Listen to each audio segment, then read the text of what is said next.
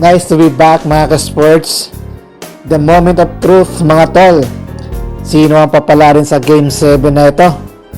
Ubusan na ng lakas sa pagitan ng San Antonio Spurs at ng Oklahoma City Thunder.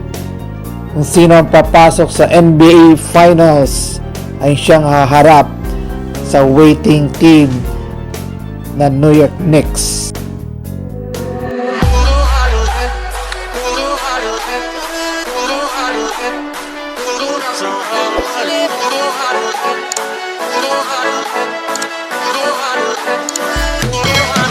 Game. Unang period pa lang nakuha na ni Wemby ang first basket. Pabanda yan sa harap ng big man ng OKC na si Chet Holmgren. Sinundan pa yan ni Devin Vassell ng another 2 points. Put naman si Holmgren para sa unang basket ng OKC. Biglang bawi naman ang visiting team with a strong attack to the basket from Stephon Castle. At SGA nagparamdam na din, pasok ang first 2 points ng MVP. Pero again, Stephon Castle ayaw magpaawat with a back-to-back points. At isang malupit na posterized dunk, pinalasap ni Wemby sa harap ni Holmgren. Sumabay pa kasi. At this point in time mga tol, kontrolado ng Spurs ang laban, solid ang panimula ng visiting team.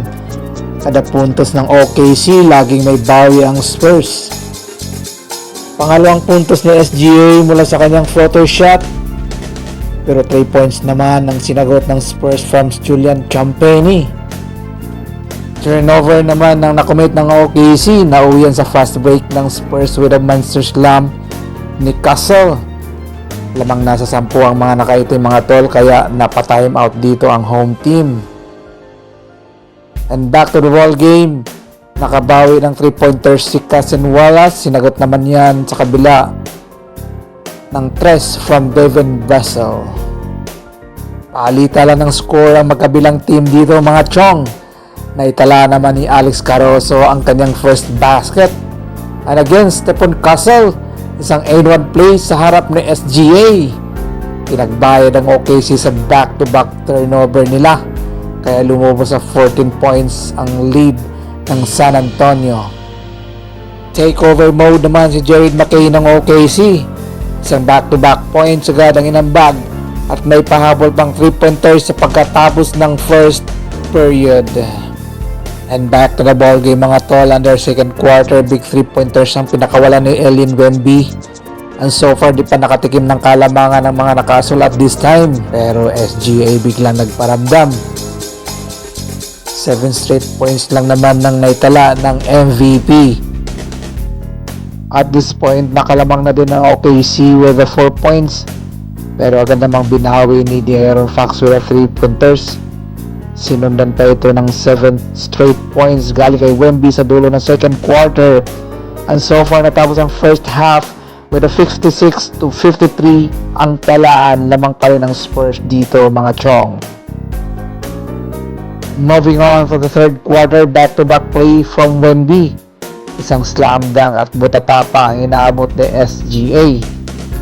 After that play, bumawi naman ang reigning MVP na kumanala naman ang back-to-back tres. Sinundan pa yan ng isa pang tres ni Alex Caruso, kaya napunsa sa OKC ang kalabangan at this time. Eto na nga, the flopping moment na yata mga tol. 9 straight points ang naitala ng OKC mula yan sa free throw line. At baka again na foul trouble dito ang Spurs. At isa pang big 3 points mula kay Jalen Williams, kaya baba na lang sa 3 ang inahabol ng Thunder sa pagkatapos ng third frame. The fourth and final quarter mga tol, basket ng OKC. Nagmula yan kay Jaren McCain. Palitan lang ng puntos dito mga tol. And Kelvin Johnson tumulong na rin para sa San Antonio. Tila kabado na ang lahat mga tol. And Alex Caruso gusto na i-posterize sa Wemby. Nagpintos naman yan pero may bonus free throw. Naka-4 na foul na sa Wemby. Bahagyang nag-aalala ang visiting team at this time. Pero no problem yan sa mga taga Spurs. Back-to-back press lang naman kasi ang pinakawalan ni Wemby at ni De'Aaron Fox, kaya balik sa double figures ang abante ng mga nakaitim, 97-86. And again, Calvin Johnson, drive to the basket, pasok yan. Before the final buzzer mga tol, bigla naman nag-init si Kabayang Harper with clutch time 3-pointers. At sa uli mga bro, kinapos na rin ng Thunder dito. At sa wakas nakuha ng Spurs ang championship ng Western Final sa score na 111-103.